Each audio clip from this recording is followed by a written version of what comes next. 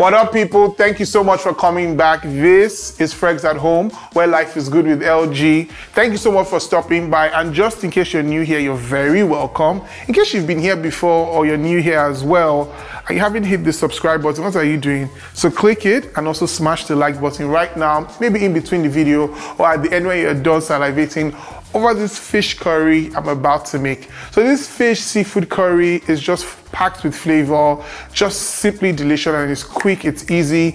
And the curry paste for me is the recipe I really want you to learn today, because I want you to be a better cook right there in your home, because life is easy, life is meant to be enjoyed, and life is good. So come through, let's make this fish recipe.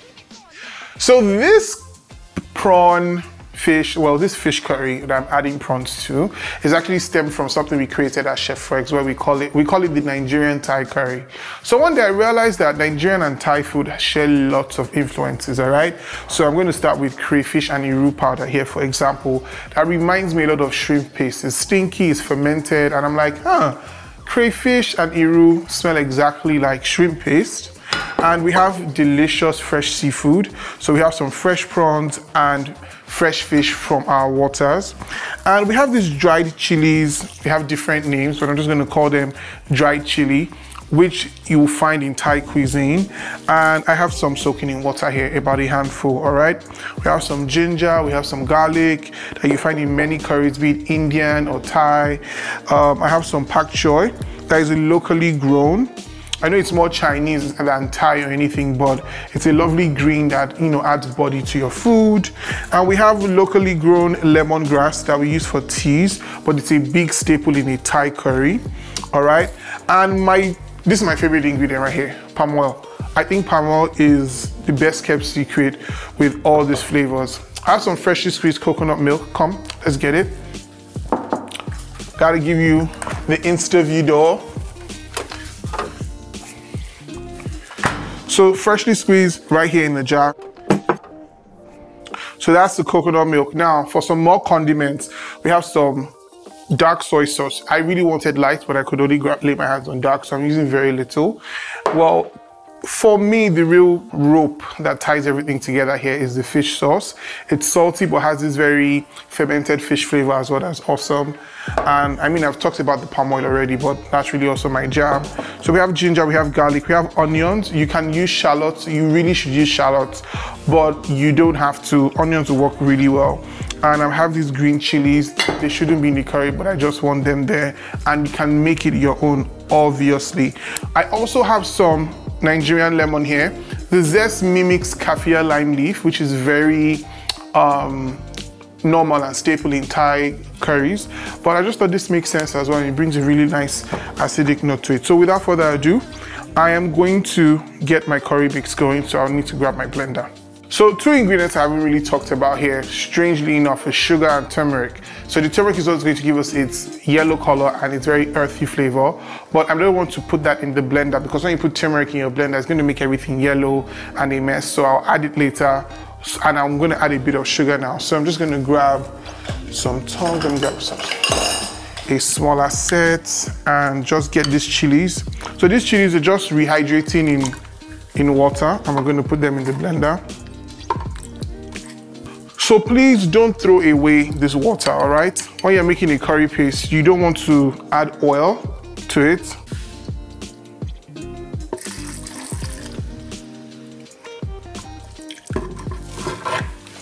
So next thing, I'm going to put in a bit of the green chilies.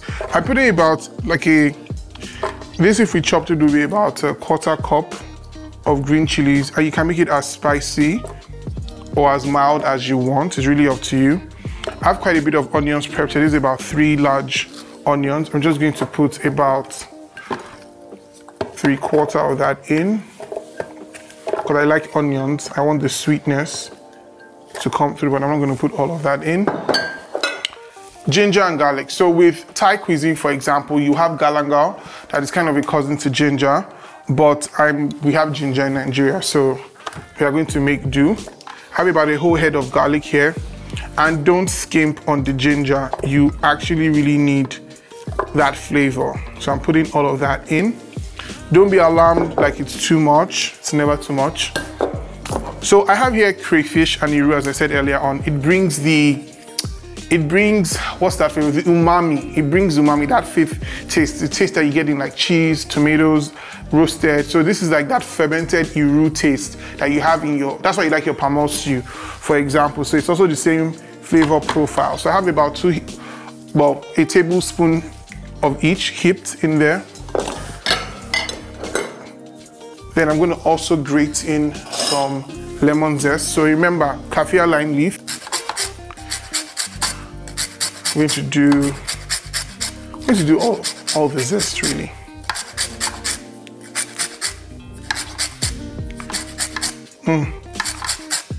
Gotta love a Nigerian lemon. We can save the juice for later to serve with the curry. It goes well with fish.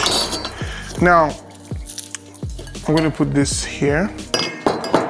So with Thai cuisine, you add coriander roots, which I would normally do, but I couldn't get coriander. And I thought, hey, this is why I'm cooking at home. We have to build flavor, correct?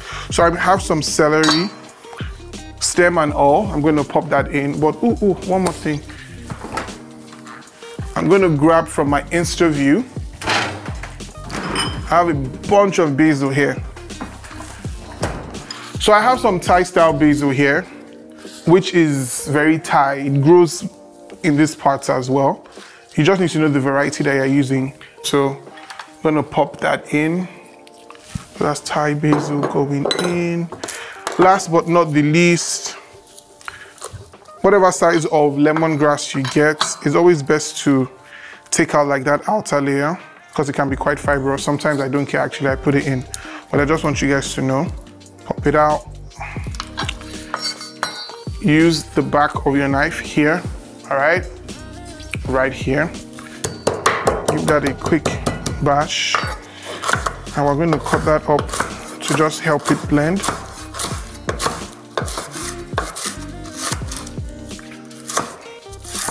It's so fragrant, man. So please, lemongrass is not just for making tea and making pepper soup, okay? I have a new recipe for you guys. Now, this is fish sauce. Always make sure you get a really good quality one. I have a couple tablespoons here. I'm going to pop some in here. And I'm going to pop some over our fish. I'm going to pop some over our prawns. Okay. Then this is the dark soy sauce I told you guys about. It's optional. You don't really have to do it. Pop that in there. Strangely enough, I need some salt, I need some sugar, and I'm going to grab the turmeric as well. No matter what you're doing, a pinch of salt always goes a long way. Just a tiny pinch, because all these other things are salty. I'm going to put just a tiny bit of sugar. Maybe not so much. Don't worry, we're going to balance it out. You don't worry your life, it comes together. All right, it's time to blend. And actually, I like going for not a super fine paste. You could go fine if you want. You need a high-speed blender for this, or a food processor will do just fine. Or you can pound it by yourself. That's what I was about. I don't have time for that.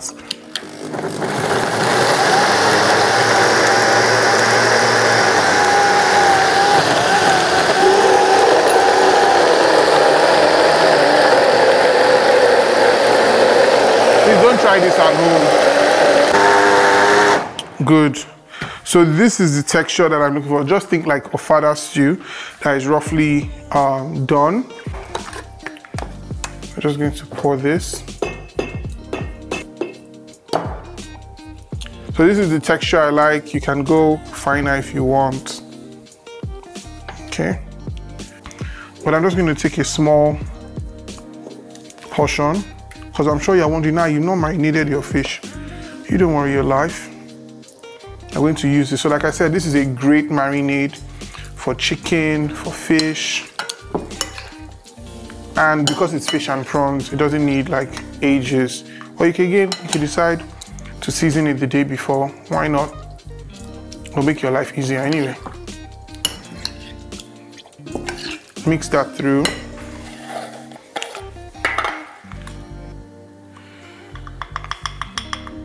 So just gonna add like a tablespoon and a half, maybe some more, into that. Turmeric is pretty powerful, don't be fooled.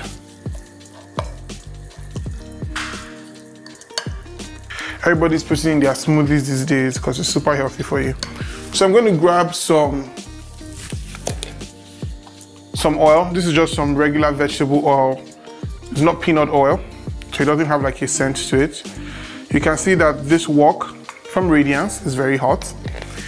And we are going to pop in all of the paste in there.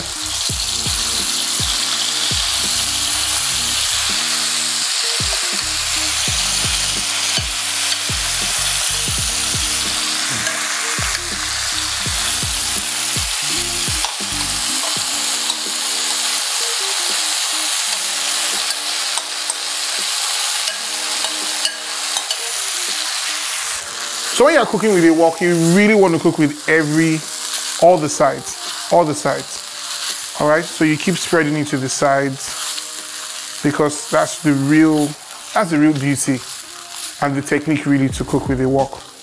All sides must be hot. So I'm just going to allow this roast off for a while. I wish you could smell here, it's awesome. So I have some basmati rice that I've cooked here, just straight packet instructions, boiled till it's soft, ready to go. So at this stage, you can decide that, you know, it's the weekend or it's a weekday, you've made a batch, you can freeze this. This will freeze for up to 2 months. It'll stay in your fridge for about 2 weeks, depending on your power supply. But obviously, in your LG Insta view, it's going to keep for a lot fresher because the fridge is designed to make food extremely fresh. It's a good bang for your buck, the Insta view. All right, so we've cooked this all the way down. So this now is ready to go in a jar and stay in your fridge for about 2 weeks. Can be frozen for even longer. Come on. And this is great, raw on its own, great marinade. Use it to make any type of sauce you want, honestly. So all these scraggly bits at the bottom is actually flavor. So I'm actually going to leave that there. Then I'm going to go in with my palm oil now, okay? I'm going to put this lot in.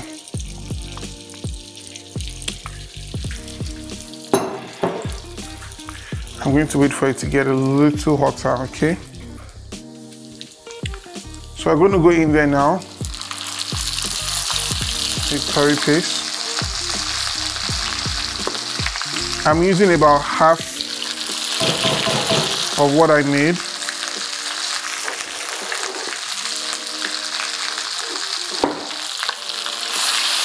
And if I want more, I can always add. It's already cooked, so it's not like...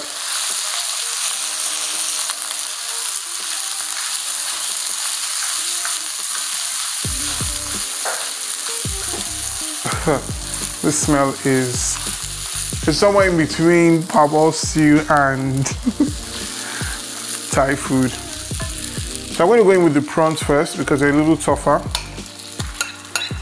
I mean, they'll cook quickly, but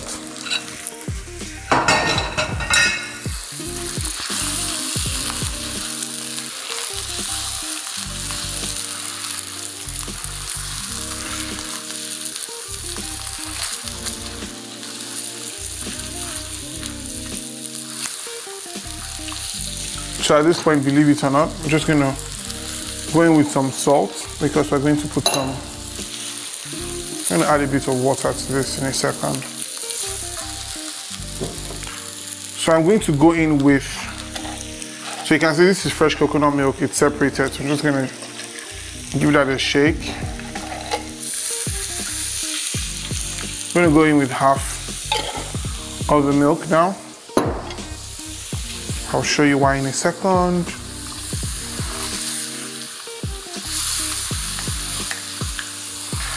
Oh, that just looks super rustic and rich and lush.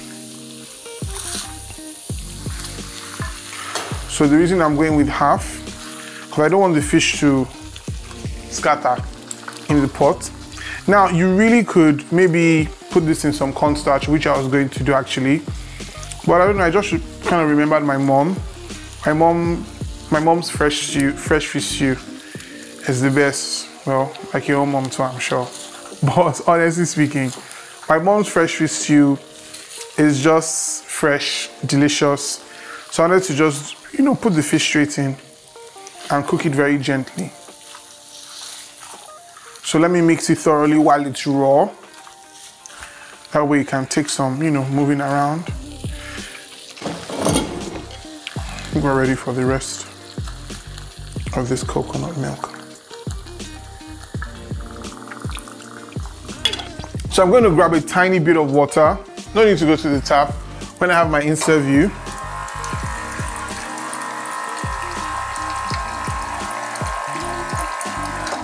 Just a tiny smidge.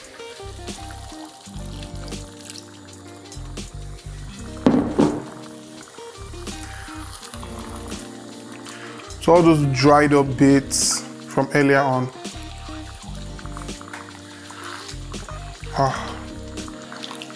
Oh, I don't know why I'm oohing and ahhing. Like, I'm not the one that made this thing. It smells so good. And all I want to do is dive in with, I don't know, some flatbread, rice, which is ready. So these pak choi leaves, I'm going to put the stems in first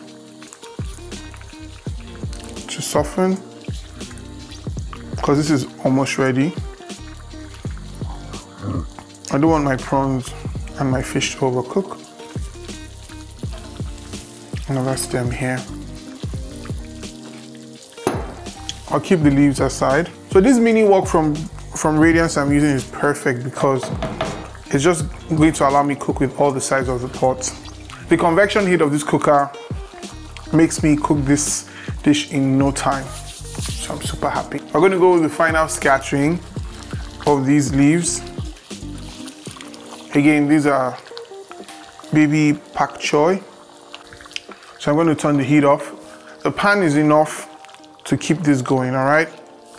Don't overcook your fish. Can you see my fish is just beautiful in the middle? Let's plate up. So plate up time. Just going to fluff this rice up real quick.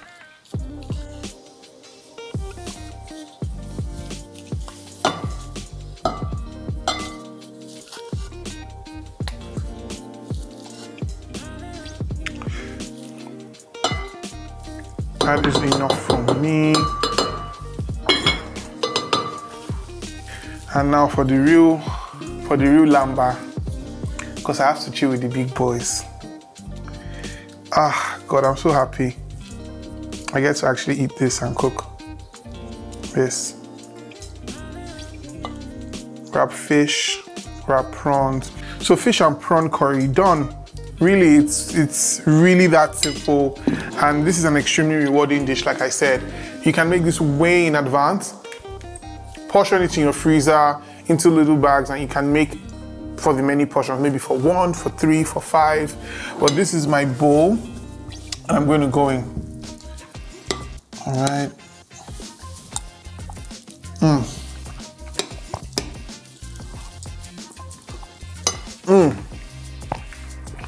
Not because I made it, but it's the truth. That's an incredibly delicious curry. And the secret is not even so much because I had a recipe. It's understanding flavor and building it. And that's what I'm here to teach you at Fregz At Home. I'm trying to teach you my secrets as a pro chef for over 10 years. And we got you here. This is Fregz At Home, where life is good with LG, you know. The best cooking equipment, the best cooking range, best microwave oven that can grill, do incredible things for you. And of course, the only Insta view. So till the next episode, don't forget to click the subscribe button so that you're notified. You need to click that bell button as well so that you're notified every time there's a video. And click the like button. You know you like this curry, you know you want to make it. Don't be a hater. Go ahead, sell my market and like it.